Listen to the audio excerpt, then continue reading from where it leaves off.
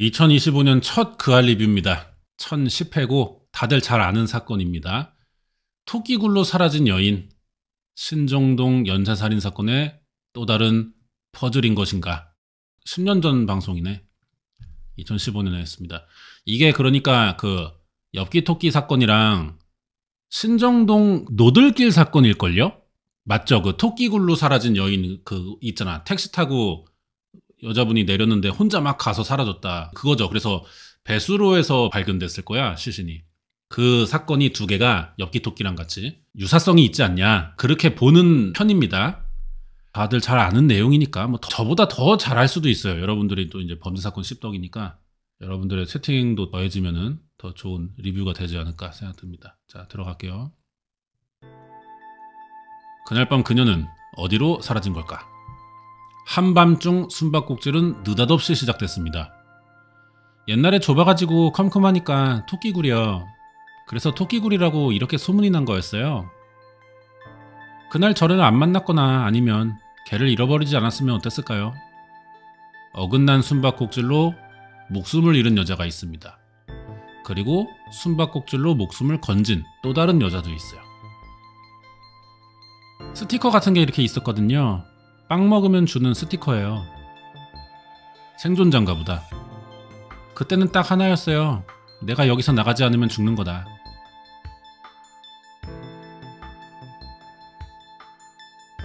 담당 형사.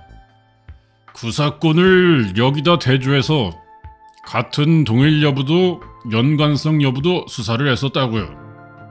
아, 신정동 사건하고요? 그렇죠. 그걸 또 꺼내서 한다는 게 제 마음도 참 아프고요. 도움도 안 되겠지 하는데도 일말의 희망이라는 게 있지 않습니까? 꼭 한 점이라도, 티끌 한 점이라도 새로 밝혀졌으면 하는 마음이에요. 아이고, 여기 올 때마다 마음이 안 좋아가지고 나는 그 한을 좀 풀어줬어야 하는데 말이야. 바로 이 자리입니다, 여기. 여기는 뭐 잊을 수 없는 장소예요. 9년이 지났지만 이 담당 형사님은 또렷이 기억이 난대 아직도. 야간에 택시기사님들이 용변이 급하고 할 때요, 간혹 이제 이 배수로에다가 잠깐 들러서 소변도 보고 뭐 그런데요. 그런 장소인데 그날도 마찬가지로 최초 발견자가 소변 보려고 이 배수로에 왔던 거죠. 2006년 7월 4일 새벽 2시 운전하다가 이제 쉬마려워서 차를 잠깐 세웠어요, 택시기사가. 그리고 이제 이 배수로로 왔는데 뭐가 눈에 보이는 거야. 때마침 자기 앞에 소변 보려고 하니까 이상한 물체가 있어서 컴컴하지만 이렇게 보니까 옷이 벗겨진 채 죽어있는 여자, 유기돼 있던 겁니다. 그래서 이제 이 자세 가지고도 말이 많았어요. 이게 범인이 한 명이 아닐 거다. 혼자서 시신을 옮겼을 때 이런 자세로 놓기는 쉽지 않다. 그래서 두 명이 마주 들고 옮겼지 않았을까 생각하는데 성범죄인데요, 그러면은. 성범죄자들은 혼자 움직이는 경우가 대부분이야. 거의 대부분. 왜냐하면 이게 어쨌든 하지 말라는 짓이지만 자기만의 취향을 반영한 범행 수법, 과정들이기 때문에 그런 것들이 일치하더라도 혼자 하고 싶어 합니다. 그러니까 이게 희한한 거야, 참, 상황이. 그리고 이렇게 전시해 놓은 거 봐서 이 새끼는 범죄자가 약간 관종이야, 지금. 시신이 드러나려면 드러나! 라는 생각을 갖고 있어요. 범죄자들은 보통 살인범은 시신이 안 드러나길 원한단 말이야. 그래서 수사가 늦게 시작되고, 그래서 증거가 안 나오고, 그래서 나를 못 찾길 바란단 말이야. 근데 이렇게 보란듯이 버젓이 났다는 거는 전시형이죠. 과시형입니다. 내가 그랬어. 한번 잡아봐. 약간 이 느낌이 또 있지 않나라는 생각도 들고. 또라이야, 그러니까. 여기에 머리가 있고 다리는 여기에 이렇게 있는 상태였고요. 그대로 이렇게 무릎을 약간 구부린 상태에서 여기에 반드시 하늘을 보고 누워 있었죠. 하늘을 보고요? 예, 하늘을 보고. 구부려 세운 두 다리와 가슴으로 모은 두 팔, 위로 펼쳐진 머리카락까지 똑바로 누워있던 시신의 모습은 뭐 하나 예사롭지 않은 게 없었어요. 또 이상했던 거는 알몸으로 버려져 있던 시신의 상태인데 깨끗했어요. 물론 나체에 전라의 상태로 있었지만 깨끗한 상태였어요. 어디 신체 일부가 훼손됐다든지 그런 것도 없고 온전한 그 상태 그대로였어요. 사인은 목이 졸렸습니다. 경부 압박. 이게 목인 것 같네요. 저희가 모자이크 좀 세게 했습니다. 이게 우리나라 공중파 방송 심의랑 유튜브는 미국 거잖아. 구글에서 보는 영상물의 심의는 차이가 있겠죠? 국적도 다르고 매체도 다르니까. 그래서 우리나라 방송에 나온다고 해서 유튜브에서도 되는 건 아닙니다. 그래서 모자이크를 좀 더 저희가 진하게 했어요. 자, 교사 목을 졸랐어.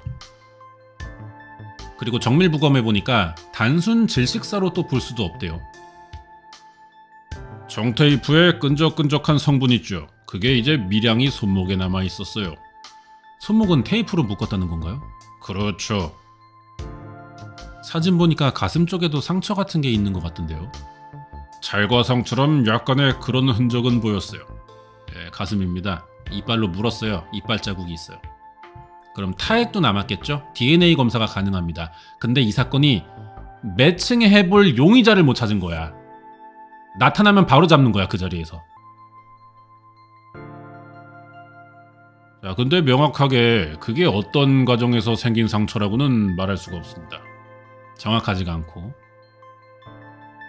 특정 부위에 뭐 휴지 같은 거 이용해서 이렇게 막아 있었고, 털 같은 것도 면도 칼 같은 걸 이용해 면도를 해놨고, 완전히 깨끗하게는 안 한 상태였고 듬성듬성 면도한 상태였어요.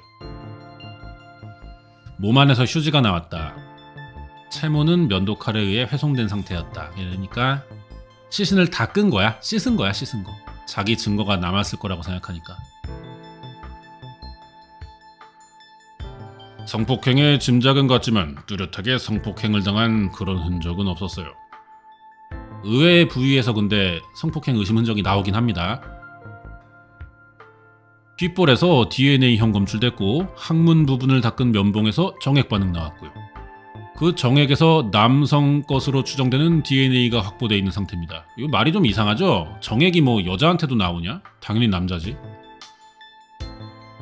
귓볼이나 이런 데서 나온 DNA와 항문에서 나온 정액 반응이 일치하는 건가요? 네, 같은 사람의 DNA예요. 하지만 미량이래요. 너무 적어. 그렇기도 하고 뭐 매칭을 해야지 누구 건지 알 수 있을 거 아니야. 이 매칭할 용의자가 없다니까. 혈액형이 나오진 않지만 대조 가능하다, DNA가. 대조할 사람이 없어요. 자, 피해자. 지방에서 올라온 20대 초반 서진이. 파악된 피해자는 의외로 가출 신고가 돼 있던 상태였어요. 당시 취업 준비 차원에서 서울에 있는 동생하고 잠깐 같이 기거를 하다가 실종이 됐어요. 어머니입니다. 전화가 왔어요, 작은 딸한테. 근데 우리 작은 딸이 엄마, 언니가 없어. 언니가 안 들어왔어. 이래요. 그때가 실종 다음 날 새벽 5시 정도 됐나 전화가 오더라고요. 영등포 경찰서에서 전화가 와서 부랴부랴 택시 타고 갔더니만 이제 그 영안실에 있는 거예요, 우리 딸이. 거기서 걔 얼굴을 보는데 난 아니다. 이건 내 딸이 아니다 그랬어요. 그냥 정신이 없었죠. 당시 경찰은 인근 주택가에서 뜻밖의 물건을 찾았대요. 한강 쪽으로 가다 보면 토끼굴이 나와요. 그 중간쯤에 노인회관이 있는데 거기에 비석이 하나 있어요. 그 비석 뒤에서 소지품이 나왔습니다. 핸드백, 구두, 선글라스인가 하나 하고 카메라도 나왔네요. 카메라에 이제 우리가 잘 아는 그 사진이 있어요. 이렇게 여자분이 이렇게 뒤 돌아보고 있는. 그게 마지막 사진이었대. 날짜상. 사고 나기 몇 시간 전에 홍대 쪽에서 찍은 거죠. 홍대 거리에서. 예, 요거 다 잘 아는 사진이죠. 요게 마지막 장면이에요. 대체 무슨 일이 있던 거냐? 2006년 서진희 씨가 발견된 배수로 서울 성산대교 남단 노들길 차량 통행이 많습니다. 사건 발생 9년째 여전히 미궁이고, 근데 얼마 전 이 사건과 묘하게 닮은 사건을 본 적이 있어요. 비슷한 시기에. 여기서 먼 장소도 아닙니다. 그럼 두 사건에 어떤 연결고리가 있는 건 아닐까? 서로 다른 두 개의 퍼즐을 이제 그래서 그 알이 맞춰보는 거예요. 먼저 노들길 살인사건부터 봅니다. 알바랑 공부를 병행하던 취업 준비생이야 서진이.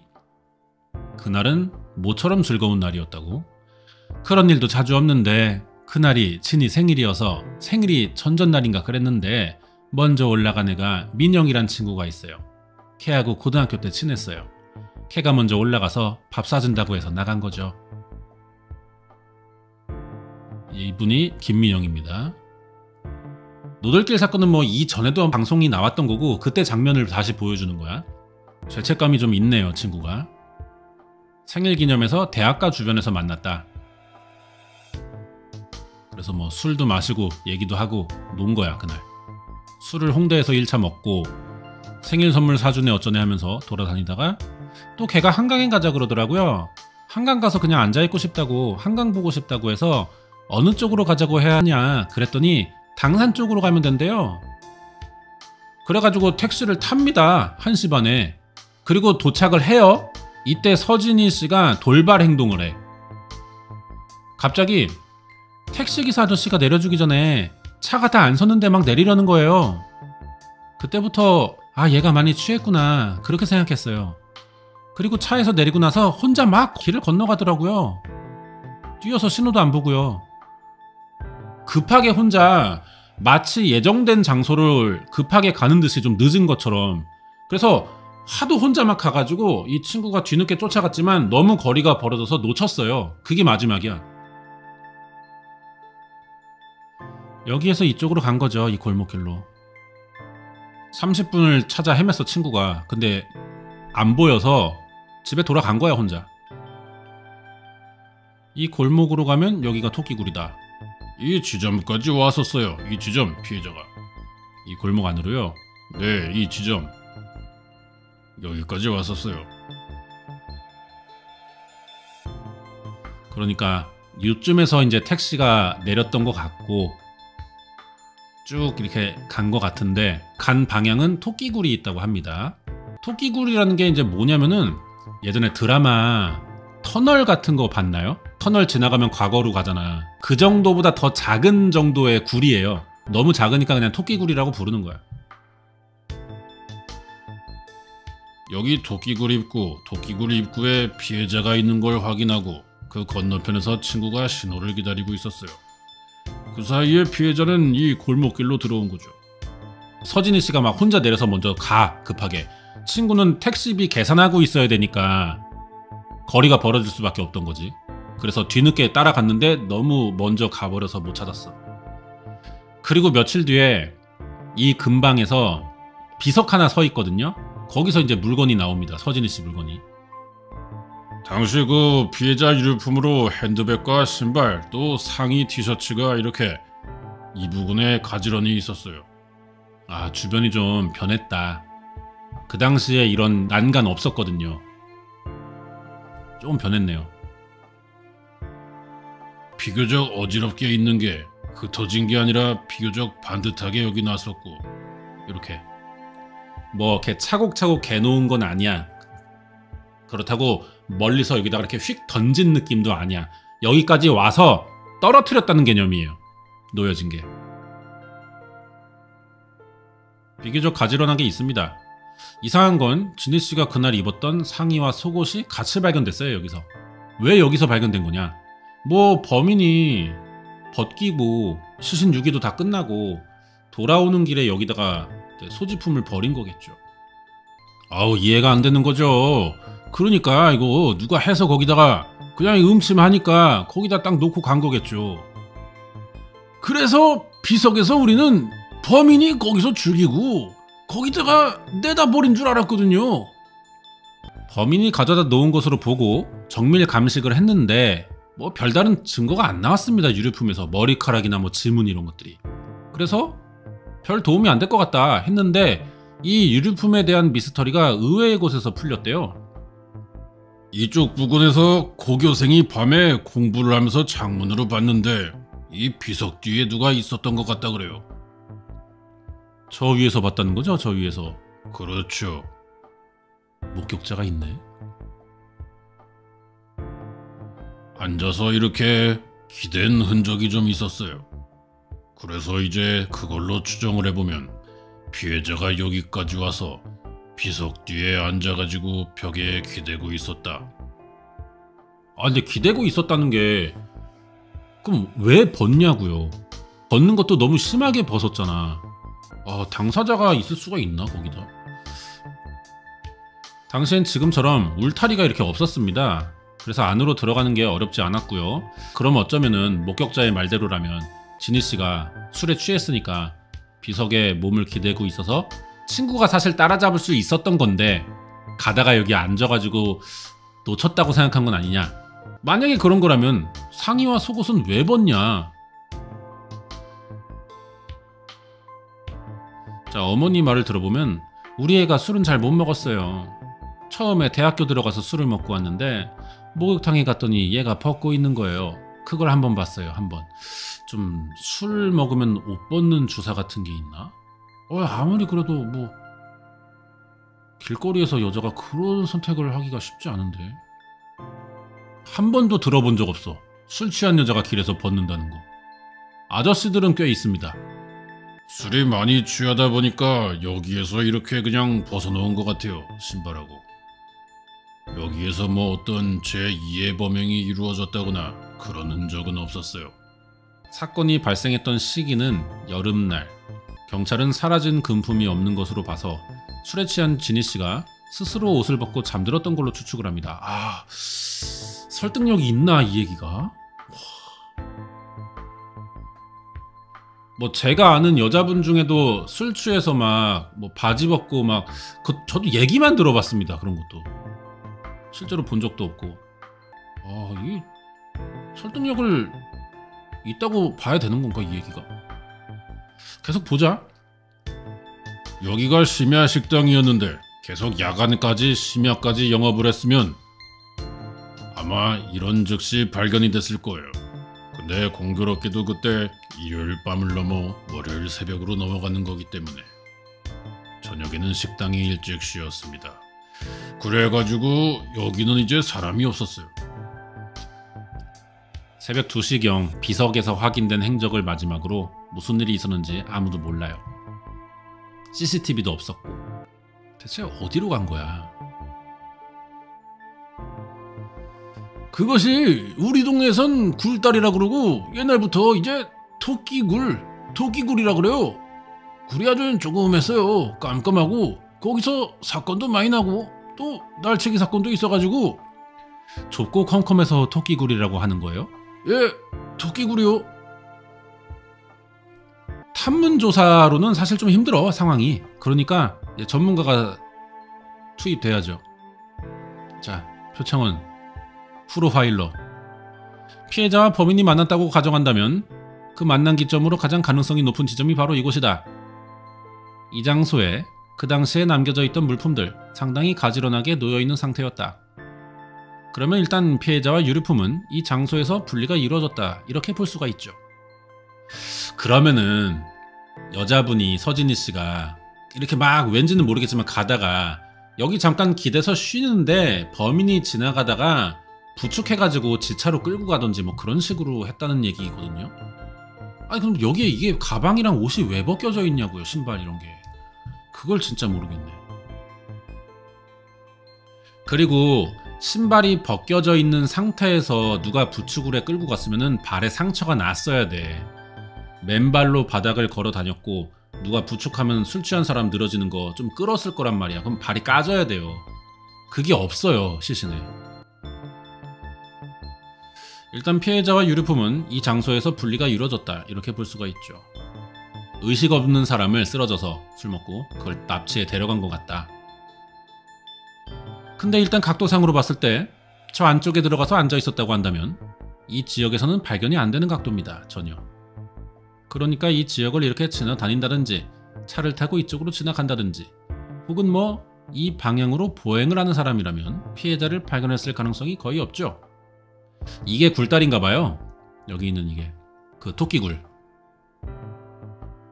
당산역에서부터 지니 씨를 미행한 것으로 보이는 범인은 비석에서 지니 씨를 납치한 뒤 그곳에서 2km 떨어진 노들길 배수로에 그녀의 시신을 유기했습니다. 미로처럼 복잡하게 얽혀져 있는 왕복 4차선 도로 노들길. 왜 범인은 하필 노들길 배수로에 시신을 유기했던 거냐?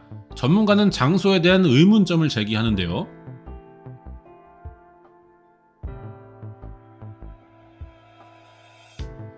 시신을 유기하기가 적절한 장소가 아니죠, 당연히. 그래서 가장 먼저 생각해야 될 점은 유기의 목적이 뭐냐는 겁니다. 일단 사람이 시신을 유기한다는 것은 들키지 않겠다는 것이거든요. 배수로는 도로에서 5m밖에 안 떨어져 있어요. 금방 발각되기 쉬운 위치고 여름이라 시신이 수풀에 가려져 잘 보이지 않았을 수도 있습니다만 기본적으로 차량 통행이 많아서 유기 장소로 적합하지 않다는 거예요. 그럼 왜 여기 선택했냐고 씨발. 어쨌든 지금 이 장소의 특성은 차량으로 올 수밖에 없는 곳이고요. 범인은 차량을 이용하되 그 차량을 대단히 짧은 시간 동안만 이용할 수 있는 상태, 그리고 짧은 시간 동안 시신을 유기하고 바로 돌아가야만 하는 그런 상황에 처해 있던 사람일 가능성이 높아요. 시신이 실종 24시간 지나고 발견됐어요. 만 하루인데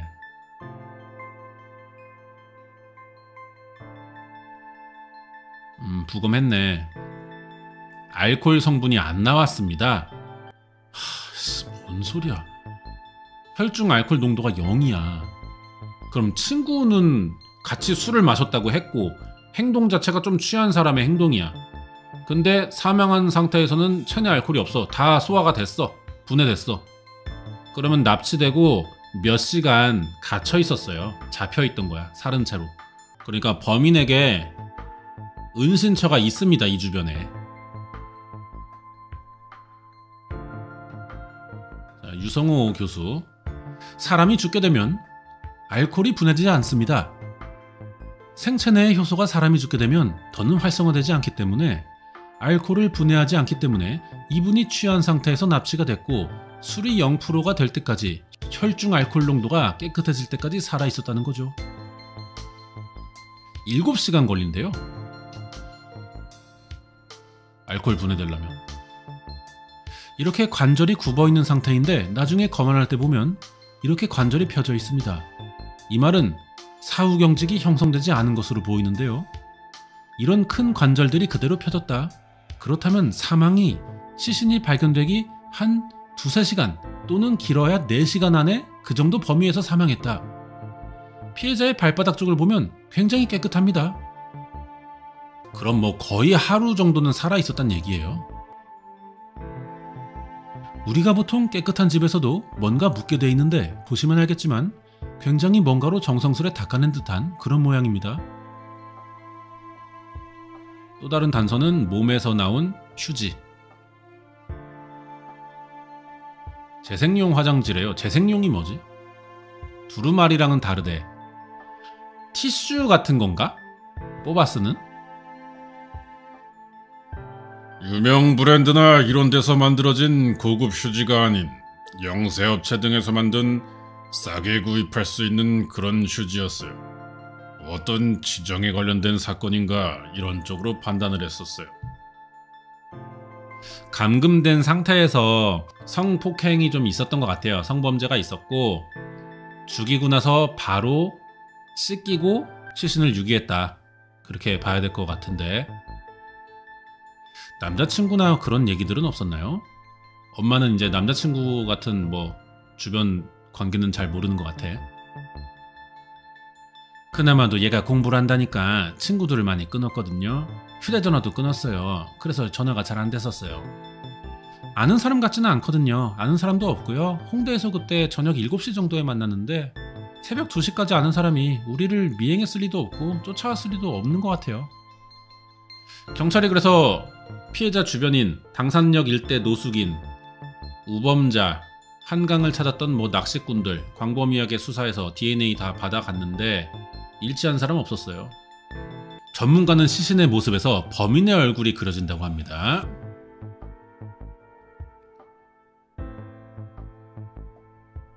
피해자의 시신은 이런 전시된 형태거든요. 보라는 거예요.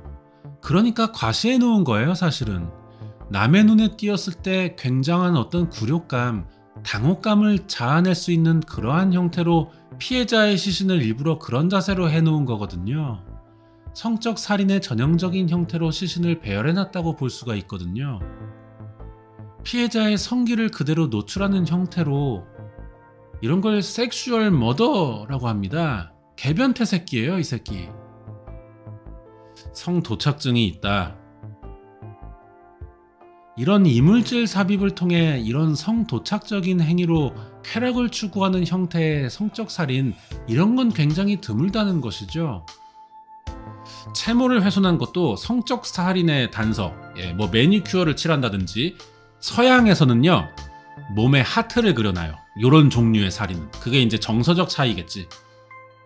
해외 같은 경우는 낙서를 하는 경우들이 좀 있고, 우리나라는 이제 훼손, 이런 게 좀 있는 것 같습니다. 똑같은 훼손인데 신체를 파괴하냐, 뭘 이렇게 그려놓냐, 꾸미냐, 이런 느낌. 어떤 성적인 도착의 의미로 피해자 시신 일부를 면도해 놓은, 이렇게도 볼 수 있는데요. 또한 피해자의 몸에 묻었을 가해자의 어떤 DNA 정보가 될 수 있는 것들, 이런 것들을 제거하기 위해 일부러 면도를 해놨다, 이렇게도 볼 수 있는 거죠. 이런 정도의 수법을 사용할 수 있으면 이 새끼는 초범이 아닐 겁니다. 그게 이제 관계자들의 공통된 의견이다. 근데 시신을 유기한 현장에서 풀리지 않는 점이 하나 있대요. 계절적으로 여름이었고 그렇기 때문에 여기에 이런 풀 같은 게 쭉 나 있었는데, 사체를 혼자서 끌었다면 분명히 여기는 금방 표가 나게 돼 있단 말이죠. 제가 아까 말했잖아요. 발이 깨끗해. 상처가 없어. 끌린 자국이 없어. 구두를 신고 있으면 끝이 달아요. 그래서. 근데 그런 게 없단 말이야. 그러면 이렇게 안턴지 뭐 둘이서 마주 들었던지 하는 건데, 대체 그럴 만한 범인이 누구냐는 거야. 그리고 사건 발생 2주 후 중요한 목격자가 또 나타났습니다. 견인차 기사분이 여기에 빠른 속도로 지나가면서 언뜻 본 게 있는데 어떤 차가 서 있던 것 같다 그렇습니다. 자정 무렵 차 한 대를 봤다. 그 견인차 이제 레카예요, 레카. 이분은 이제 오프라인 레카죠. 시간이 한 새벽 12시에서 새벽 한 12시 50분 그 정도 사이에 차는 여기 서 있었고, 그때 혹시 차 번호는 보셨나요? 그때 9인가 0인가 그 번호가 아반떼 XD 그렇게 돼 있었거든요. 차 색깔은요 검정색인지 쥐색인지 둘 중 하나예요. 자, 근데 레카 차니까 외진 곳에 사람이 내릴 필요가 없는 자리잖아. 그런데 차가 서 있으니까 이 사람이 이제 직업 특성상 혹시 고장났나 생각하면서 이렇게 좀 자세히 봤던 거야. 근데 상상도 못한 걸 보게 됐대요. 사람이 여기 왔다 갔다 했고 한 사람은 차에 타고 있었어요. 아시다시피 여기는 차가 서질 않아요. 근데 한 사람이 여기 있었단 말이에요. 경찰인가? 경찰차는 뒤에 뭐 돌아가잖아요. 경찰차처럼 경광등이. 야, 경찰차야 경찰차. 이런 내용도 듣고, 아니야 견인차야 이런 소리도 듣고. 이 새끼들이 범인일 가능성이 높아. 이 새끼들 지금 이거. 그래가지고 이제 이 견인차 기사에게 최면 수사를 해봤어요. 그랬더니 차가 이제 검은색 계통, 그리고 차량 번호 3번째 4번째 숫자가 8이나 9야. 근데 조합이 너무 어렵다. 이 정도는. 이 지역 일대의 동일한 차 소유주 한번 찾아봤는데 용의자 특정 안 됐어요. 자, 그리고 우리는 이것과 유사한 사건을 얼마 전에, 이 방송 기준으로 얼마 전에 본 적이 있습니다. 그게 바로 엽기 토끼 사건이죠. 제가 그알 리뷰 하면서 많은 편을 봤지만, 그 전부터 그것이 알고 싶다의 가장 레전드 편이 뭐냐 하면은 저는 이 신정동 엽기 토끼 살인 사건 편을 꼽아요. 이때 표창원 씨랑 박지선 씨랑 교수님 두 양반이 이 현장으로 나왔어. 그래서 현장 답사를 하면서 둘이 마치 멀더와 스컬리 마냥 둘이 얘기도 하면서 현장 분석을 이렇게 딱 하는 그런 장면이 있는데, 그게 굉장히 재밌게 나왔습니다. 그 사건도 좀 뭐 유명하고 그래서 레전드 편으로 꼽히죠. 이 엽기토끼 이거는 이 새끼는 절대 초범이란 생각을 우리가 안 하죠. 첫 번째, 두 번째, 세 번째, 그 기간적으로나 장소적으로나 동일범일 가능성이 있다고 우리가 판단을 해요. 취재진은 10년 전 양천구 신정동에서 연쇄적으로 일어난 살인사건을 재조명합니다. 첫 번째 사건은 2005년 6월 주택가 쓰레기장에서 시작됐어요. 이 씨라는 아저씨인데 손이 나와 있고 뽀얗고 하얘요. 매니큐어도 칠해있고 마네킹인 줄 알았지 뭐. 나는 뭐가 이렇게 마대로 이렇게 씌워져 있어가지고 위아래로 이렇게 있었다고. 그게 여자 시신이었던 거죠. 마대를 이렇게 앞뒤로 씌운 거야. 사람을 놓고 봤을 때 쌀포대 2개로 머리부터 허리까지 하나 씌우고, 하나는 다리를 꺾은 상태에서 밑에서부터 다리부터 허리까지 씌워서 마치 사람이 아닌 것처럼 내용물이 포장된 채로 있었어요. 이런 느낌. 여기는 지금 이제 하반신일 것 같은데 무릎을 굽혀놓은 상태로 들어갔구나. 그러니까 마대 2개로 이렇게 할 수 있지. 노끈 사용했고요. 사인이 경부압박 질식사입니다. 노들길이랑 똑같아. 하지만 이상한 점은요, 양쪽 가슴에 치아로 물어 뜯긴 상처가 있고, 손목은 결박을 당했던 흔적, 속옷이 벗겨졌다 올려진 듯 말려져 있던 상태. 생리대가 다른 종류가 2개가 들어가 있었고, 휴지도 똘똘 말아가지고 집어넣었고요. 몸에 휴지도 집어넣었어. 이런 게 똑같아. 이거는 장소적으로도 가깝잖아. 그런데다가 이 정도 유사성이면은 이거는 여관에선 동일범으로 봐야 될 것 같거든요. 여성용품과 휴지가 피해자 몸에서 발견됐다. 성폭행이 충분히 의심되는 상황이지만 뜻밖에도 범인의 DNA가 나오지 않았어요. 이것도 이제 씻었겠죠. 피해자 신정동에 사는 20대 후반 권양, 현충일에 외출했다가 신정역 주변에서 납치당하고 다음날 오전 집에서 2km 떨어진 쓰레기장, 여기서 시신으로 발견됐습니다. 그리고 6개월 뒤 시신이 발견된 쓰레기장에서 한 2km 안 돼요, 거리가. 어느 주택가에서 또 한 구의 시신이 나왔어요. 가깝습니다. 범인의 환경 일대라는 거죠. 이렇게 야외용 돗자리에 이렇게 처음에 둘둘 시체를 말아서 노끈으로 묶었어요.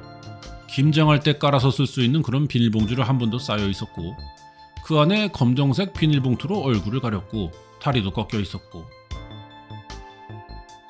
근데 이게 너무 달라. 노들길에서는 완전히 다 벗겨놨고, 신정동 주택가에서는 너무 꽝꽝 싸맸어. 이렇게까지 차이가 날 수 있나? 이 수법이 너무 다르죠? 노끈으로도 묶고 전기선 줄로도 묶고 그 다음에 나일론 끈으로도 묶고, 그래서 끈은 한 3종류가 나왔어요. 사인은 그래도 같습니다. 이런 노끈 때문에 뭐 나중에 나온 말이 그 현수막 다는 직업 아니냐, 그런 말도 있었던 것 같은데. 세 번째는 이제 40대 주부입니다. 이 동네 사시는. 공휴일에 신정동에서 이제 퇴근길에 포착된 게 마지막이었다. 여기 한 동네에서 6개월 차이로 주택가에서 시신이 발견되니까 연쇄살인이죠. 우리나라에선 2건이면 연쇄살인으로 봐요. 동일범의 소행일 가능성이 높다. 이건 뭐 거의 맞아. 문제는 노들길하고도 일치하냐냐. 다른 범죄자들이 잘 하지 않는 굉장히 특이한 유형의 범행 수법을 동일하고 일관적으로 범죄자가 반복할 때 그것을 범죄자의 시그니처라고 이야기하는데요. 시신을 돌돌 싸고 버리는 형태, 이런 형태는 쉽게 할 수 있는 형태는 아니고요.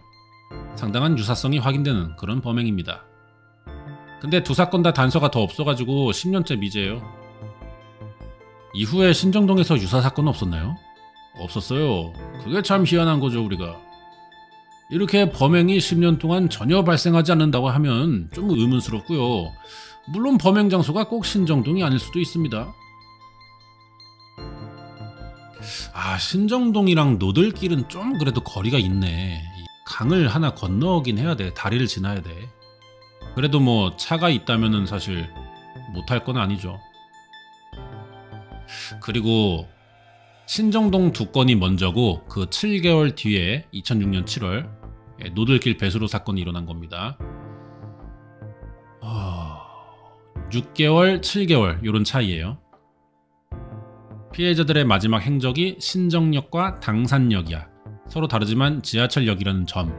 범인은 차를 이용해 유기했지만 납치 장소에서 그리 멀지 않은 곳에 시신을 유기한 점이 신정동 사건과 노들길 사건의 공통점이다. 실종 장소랑 유기 장소가 멀지 않아. 범죄 학자들도 공통점이 많아 보인다. 피해자들의 사인이 그렇다. 끈으로 졸라 죽인 상흔이 있다 목에. 표피박탈이 좀 부정확하다. 그래서 이런 상처를 조흔이나 지두흔, 우리가 흔하게 얘기하는 손톱 자국이나 아니면 손톱 끝 자국으로 볼 수 있을 가능성이 있다. 손에 의해 졸린 자국, 끈에 의한 졸린 자국 둘 다 있다. 이게 완전히 끈만 사용했다고 볼 수 없기 때문에 손에 의한 사망으로도 볼 수 있어요. 그리고 시신이 깨끗하다. 이게 굉장히 중요한 공통점이래요. 뭔가로 닦았기 때문에. 범죄자의 이제 사고방식이 보이는 거야, 이런 게. 1차, 2차 사건 다 워낙 깨끗한 상태로 이렇게 발견돼가지고 뭘 씻긴 흔적이 있었어요. 가슴에서 이빨 자국도 그렇고 이물질 넣은 것도 그렇고. 그때 당시에 제가 부검이의 이야기를 들어보면 약간 범인이 장난을 친 것 같다. 어떤 형태로든지 그런 게 좀 보인다. 그러니까 범행을 뒤처리하는 과정에서 효율적인 방식을 사용한 게 아니라 장난을 쳤어, 그냥 재미로. 이렇게도 한번 해보고 일부러. 그런 흔적이 보인대. 범행에 익숙해 이 새끼가 지금. 그리고 취재진이 한 여성을 만나면서 두 사건은 강력한 연결고리를 갖게 됐대요. 이분이 아마 그 대낮에 신정역인가 거기 어디 역 앞에서 납치돼가지고 집에 끌려갔다가 도망쳐 나와서 엽기토끼 스티커 본 그 사람이죠? 박씨. 어떤 사람이 저한테 말을 걸어요. 잠깐 와보래요. 그래서 제가 안 갔어요. 안 가는데 갑자기 손을 확 낚아채더라고요. 2006년 5월의 일이야. 커터칼 그게 딱 보여요. 그걸 이렇게 딱 보여줘요. 그래서 끌려갔어, 주택가로. 박씨가 정신 차리고 눈을 떴을 때 어두컴컴한 반지하에 있었다. 끈이 되게 많았어요. 끈들이 진짜 많았어요. 바닥에 끈이 많아가지고요. 끈은 제가 왜 기억하냐면 끈으로 저를 묶으려고 했거든요. 자, 근데 이때 다행히 이 새끼들이 방심한 틈을 타가지고 집에서 빠져나옵니다. 그래서 이 여자가 되게 똑똑했던 게 이대로 아예 집 밖을 그냥 나가서 달려버리면은 내가 여자고 남자한테 잡히면 죽는다. 이건 잡힐 수밖에 없고. 그래서 약간 페이크를 넣어가지고 2층으로 올라가 버린 거야, 오히려. 그래서 살아남은 거야. 그 2층으로 올라가서 이제 무슨 신발장 같은 뒤에 숨었는데 거기서 본 게 이제 스티커인 거죠. 엽기토끼. 사실 세 번째 사건을 단순 납치로 보기보다는 앞에 두 사건과 연결했을 가능성이 굉장히 높은데요. 시신유기 패턴으로 봤을 때 첫 번째 시신유기에서 사실 굉장히 허술한 점이 있었거든요. 과연 3명의 서로 다른 범죄자가 이런 식으로 범행을 했는데 이것이 우연일 가능성은 정말 낮다는 거죠. 범인이 그래서 2명 내지 3명인 것 같다라는 생각이에요. 저는 그래서 내 생각으로는 개똥 분석인데 공범 중 1명은 여자였을 수도 있을 것 같아. 남자 둘에 여자 하나. 그리고 이 여자는 범행에 가담하지 않아. 시신 뒤처리만 돕는 거야. 그랬을 수도 난 있다고 봐. 피해자들을 죽이고 성폭행하는 그 주범, 그리고 그 이 여자는 사귀는 사이. 그럴 가능성도 난 높다고 봐. 자, 생존자 박씨가 뜻밖의 말을 꺼냅니다. 제가 숨었는데요. 갑자기 욕하면서 나오더라고요. 지네끼리. 자기네끼리요? 네, 2명이요. 가만히 있다가 이렇게 한 사람이 나가고 한 사람은 다시 들어갔어요. 그래서 내가 기억하는 거예요. 한 사람이 나오고 한 사람이 나왔기에. 집안에 또 다른 남자가 있었어요. 집에 들어갔을 때 무슨 말소리가 들렸어요. 처음에 TV 소리인 줄 알았는데 TV 소리가 아니고 왔다고 하더라고요. 왔어 하더니 발소리가 탁탁탁 저한테 오는데요. 그것 때문에 사람인 줄 알았어요. 범인이 1명이 아니야. 그래서 뭐 여기서는 뭐 어쨌든 남자 둘인 것 같은데 그러면은 개인가? 씨발놈들 뭐지 대체 이거. 어쨌든 1명은 2명 내지 3명인데 1명은 최소한 시신 처리만 돕습니다. 그렇다면 앞서 벌어진 1차, 2차 사건에서도 공범이 가담한 정황을 찾을 수 있는 거냐? 시신은 유기된 시신에서 손 하나가 보였을 정도의 허술함이 있거든요.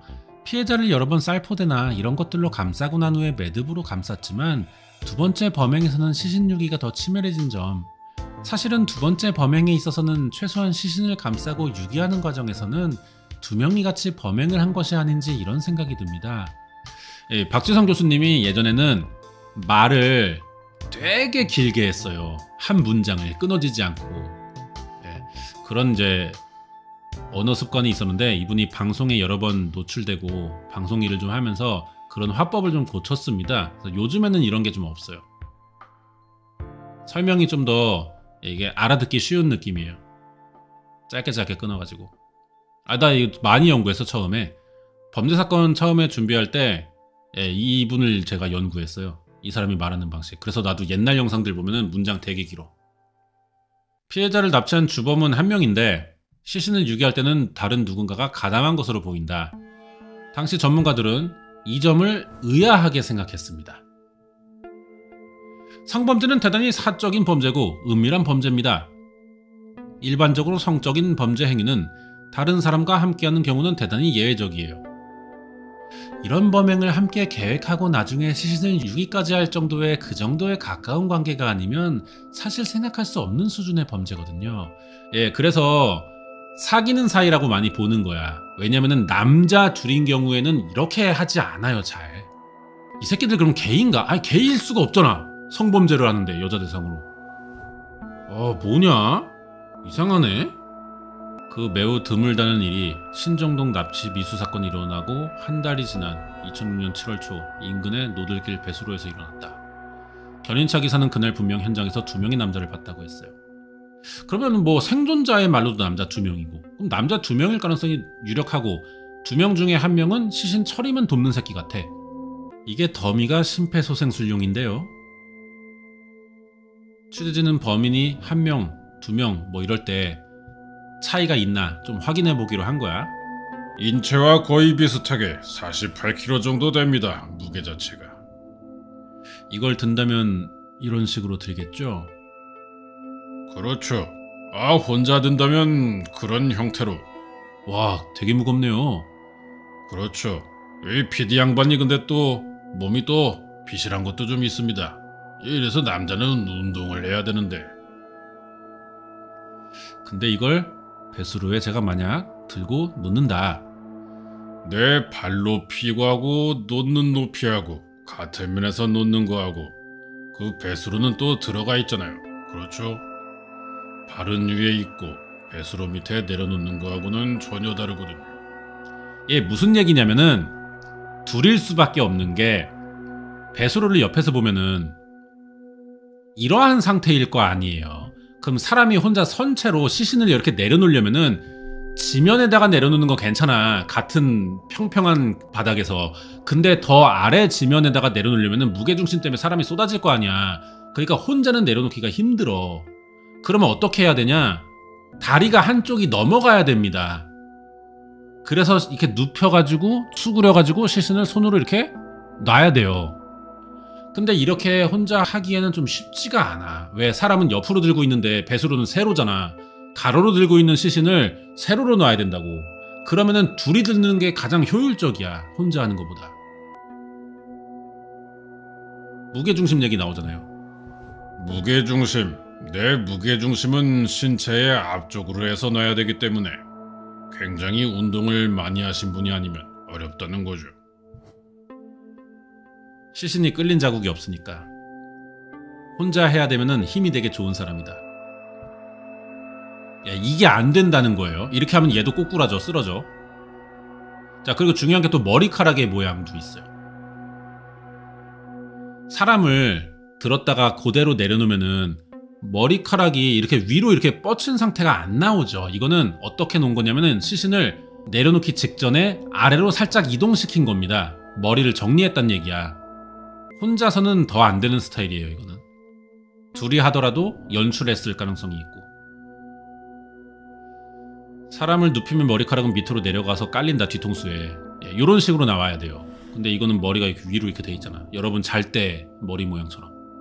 처음에 땅 위치, 닿는 위치에 머리카락이 처음에 놓여 있고 그 다음에 신체는 조금 밑으로 이동한 거죠. 다리 쪽으로 조금 더 이동하면 지금의 모습들이 나올 수가 있다고 볼 수가 있는 거죠.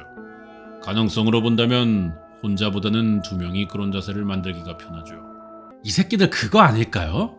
그래 좋아. 남자 둘인데 사귀는 사이야. 그럼 게이야. 근데 이 새끼들의 그 취향이 예? 세 명이서 하는 거야. 그러니까 둘이 즐기는데 부수적으로 여자를 한 명 끼우는 그런 쪽 아닐까요? 변태 중에도 약간 좀 변태 게이들 예. 그런 느낌이 아닐까? 아 모르겠다. 내가 이상해지는 것 같다.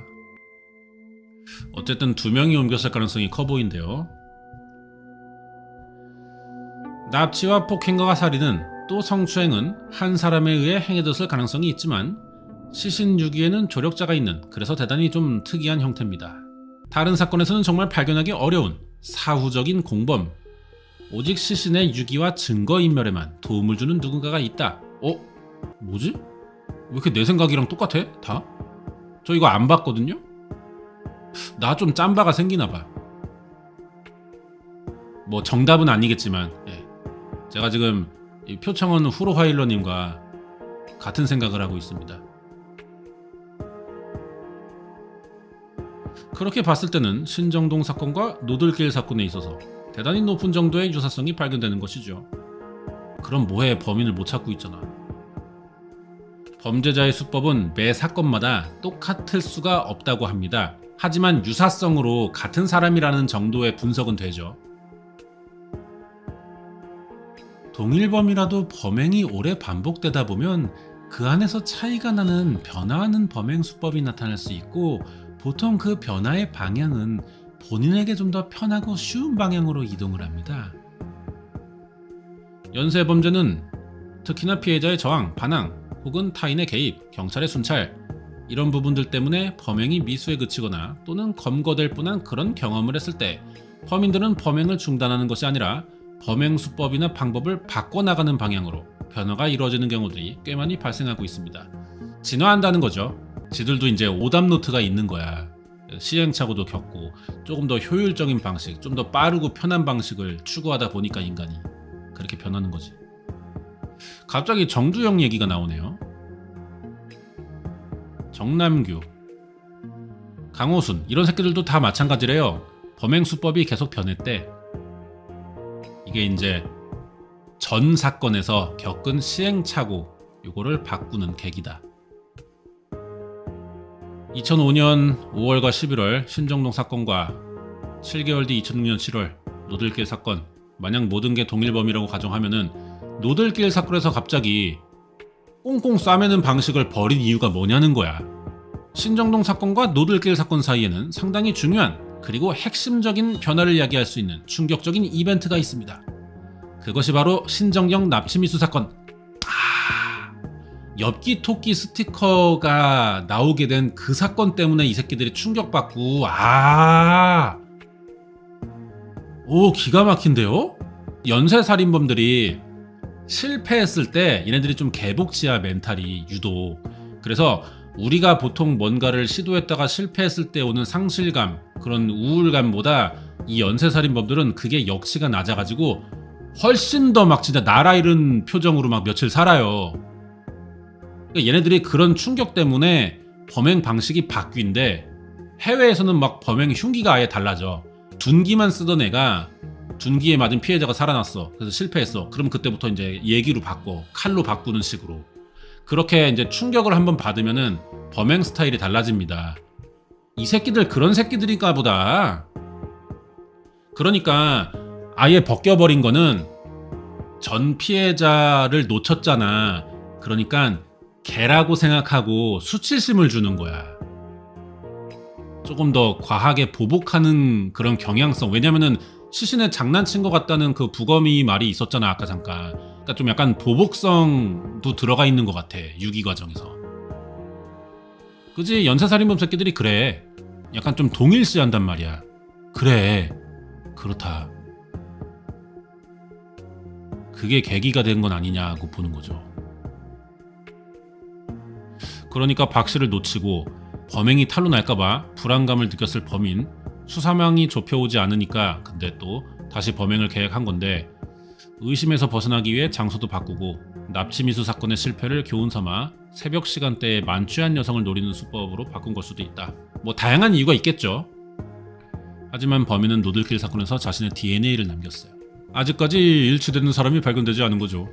용의자를 압축을 해서 용의자를 보내면 대조를 통해서 우리가 그 새끼를 찾을 수 있는데, 지금이라도 유력한 용의자가 있을 경우에 DNA만 동의받아서 채취를 하면 돼. 그건 뭐 100% 검거가 돼. DNA가 있다는 건 좀 그나마 다행인데, 뭐 누구랑 대조하냐 진짜. 어쨌든 뭐 생존자의 진술로 용의자는 대략 키가 175, 좀 마르고 단단한 체구예요. 그리고 한 20대였을 거야. 보통 마르고 단단한 체구면은 20대입니다. 단단한 체구도 이제 체지방이 없어서 마른 겁니다. 뭐 운동을 막 엄청 하고 뭐 그런다기보다는. 그리고 현재 40대 중반이 됐을 거고, 눈썹이 짙다. 신정동 사건을 놓고만 봤을 때는 그를 용의자로 특정할 수는 있지만 그 이상 나아가지 못하는 그런 한계에 부딪혀 있다고 한다면, 노들길 사건에서는 누가 용의자인지만 알면 그가 범인이라는 것을 확정할 수 있는 증거를 가지고 있다는 거죠. 뻔한 소리 하는 거 보니까 지금 끝날 때 다 된 것 같은데요. 지금 막타 인터뷰 하는 것 같은데, 이 아저씨가.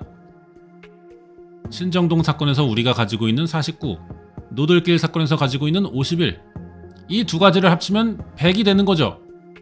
좀 끝날 때 됐네. 엔딩 요정이야 이분이. 어떻게 뻔한 소리 하면은 엔딩에 가까운 겁니다. 피해자 진술을 토대로 이제 거주자가 어디 살았나, 어떤 형태의 집에 살았나 재현해 봤는데 정확하지가 않아요. 이 사람이 너무 위급한 순간에서 생존을 한 거지 뭘 기억하려고 도망간 건 아니었기 때문에, 어쨌든 뭐 이런 데서 나와가지고 이렇게 올라가서 뒤에 숨었다, 이 정도로는 기억하기 때문에 그 당시에 좀 이런 느낌의 주택단지들이 있었거든요. 그냥 추정이야, 추정. 이 사건은 어떻게 보면은 이 엽기토끼 스티커 때문에 좀 관심도가 높았던 걸 수도 있어요. 우리가 이렇게까지 기억하지 못했을 수도 있어, 이 스티커가 아니었으면. 그래서 이제 전에 이런 방송 나오고 제보가 많이 쏟아졌는데, 이제 뭐 피자집에서 배달 알바 하던 사람이 신발장 엽기토끼 본 거 얼추 기억난다는 제보가 왔어요. 신정동에서.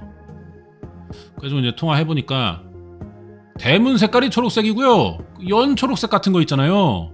TV에서 나온 것처럼 반층 올라가가지고 신발장이 왼쪽에 있었어요. 근데 이제 거기서 손님 기다리면서 두리번거리다가 그걸 보게 된 거였거든요. 근데 거기 스티커가 붙어있던 건 기억이 나시는 거예요? 엽기토끼요? 예. 그런 집 5곳을 알려줬어요.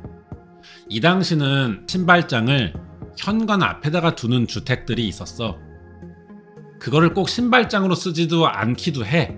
뭐 우산을 놓는다든지 애들 줄넘기나 뭐 배드민턴 라켓 이런 걸 넣어두기도 하고요. 그 위에다가 보통 이제 화분 한두 개 놓고 그런 식으로 쓰는 경우들 많았단 말이야. 꽤 있었어요, 그런 집들이. 여기다. 유사성이 꽤 있대. 일대가 범인의 근거지가 이쯤이지 않을까 싶은 분석이랑 또 일치하고 있고, 신발장을 받드는 집들을 찾으면서 공사가 한창인 곳을 가봐요. 공사한 지 한 4개월 됐죠? 혹시 철거하실 때 신발장 같은 거 못 보셨나요? 신발장은 따로 못 봤는데, 저희가 뭐 그냥 철거 맡아서 하는 사람들이니까 그냥 뭐 있으면 다 때려 버리는 거지 뭐 하나하나 확인 안 해요. 잘 모르지 뭐. 그래서 신발장이 중요한데, 신발장 여기 있나요? 신발장 안 내놓고 살지. 응? 우리는 비 맞고 그러는데 신발장이 어떻게 내놓고 살아요? 혼자 살거나 2명이 살거나 이랬던 적이 있나요? 세입자가? 젊은 사람이 없어 여기 사는 사람이. 예? 젊은 사람은 여기 안 산다고. 5곳 다 확인했는데 유력해 보이지가 또 않아. 제보가 또 계속 이어집니다. 뒤돌아보는 순간 뒤에서 남자가 목에 칼을 댔다. 아는 사람하고 비슷해서 그 사람이 항상 커터칼 갖고 다녔고, 반지하에 남자 둘 살다가 2006년에 이사를 했을 것 같은데 기억이 나거든요. 내가 어린데도 끈이 들어가자마자 많이 있었어요. 무슨 칼이었어요. 그때 옆구리에 찔렸고요. 철을 8장 끼고 데려갔어요. 어두울 때 도망을 갔는데 그때 당시에 범인이 2명이었어요. 뭐 되게 비슷한 게 많은데요. 이런 집들이거든요. 신발장이 있다 그러면 저쯤에 있어야 되는데 와, 진짜 이런 집이 한둘이 아니야. 되게 흔해. 이게 뭐 지금 미제 사건이지만 종결은 안 했어요. 계속 수사합니다. 이분은 경찰 행정학과 교수님인데 이런 유사한 사건이 서울 외 경기도라든지 전라도나 경상도 어디에서도 있을 수도 있거든요. 그런데 문제가 되는 건 그 정보들이 다 흩어져 있다는 거죠. 외국 같은 경우에 연계 분석을 위해서 데이터베이스를 굉장히 적극적으로 활용한다는 거죠. 발견된 시신의 상태라든지 이런 것들을 다 데이터베이스에 올리고 기록하는 작업을 하거든요. 우리나라도 해요 이제. 자, 엔딩 요정 나왔습니다. 엔딩 치네요. 그 알 막타 전문가. 일반적이고 전통적인 수사기법으로 해결하지 못하는 이상 범죄들을 전국 단위의 것들을 모두 모니터링하고 연결짓고 추적해낼 수 있는 그런 통합적인 범죄 분석팀의 운영이 필요하고요. 관련 범죄 분석 요원들이 함께 협력 작업을 통해 사건을 해결할 수 있는 그런 시스템을 빨리 마련해야 됩니다. 오늘도 여전히 상투적이었어. FBI에서는 희귀한 케이스의 사건들 데이터베이스 이제 해놓고 한마디로 도서관을 만드는 거예요. 그런 거. 그래서 그런 것들에 대한 공통점을 가지고 수사하다 보면은 한 30-40년 만에 한 건씩 해결이 된대요. 미제 사건들이. 그래서 이게 뭐 효율성으로 따지자면은 뭐 좋은 건 아니지만 어쨌든 한 건 한 건을 해결한다는 게 범죄 사건이니까 이게 어디야. 그래서 좀 이런 필요성을 얘기하는 그런 걸로 마무리를 하네요. 엽기토끼 사건은 뭐 방송이 2번인가 나왔던 걸로 기억하거든요. 그 아래. 그리고 노들길 사건 한 번 있었고 이제 그것들을 합쳐서 이거 좀 유사성 있지 않나? 그 알은 이렇게 봤나 봐. 그래서 이렇게 한번 방송이 나왔던 겁니다. 사건이 우리가 잘 알기도 하면서 두 가지를 이렇게 붙여놓으니까 연관성을 나름 찾는 그런 또 재미라고 하면 좀 그런데 또 뭐 그런 면들도 있고 편집도 괜찮고 분석도 꽤 그동안 신정동 사건, 노들길 사건 이런 거 흔하게 막 나오던 뻔한 얘기들 아닌 부분들도 좀 있었고 그래서 꽤 집중도 있게 봤던 것 같습니다. 여기까지고 다음 주에 또 잘 나온 방송 리뷰해보도록 할게요.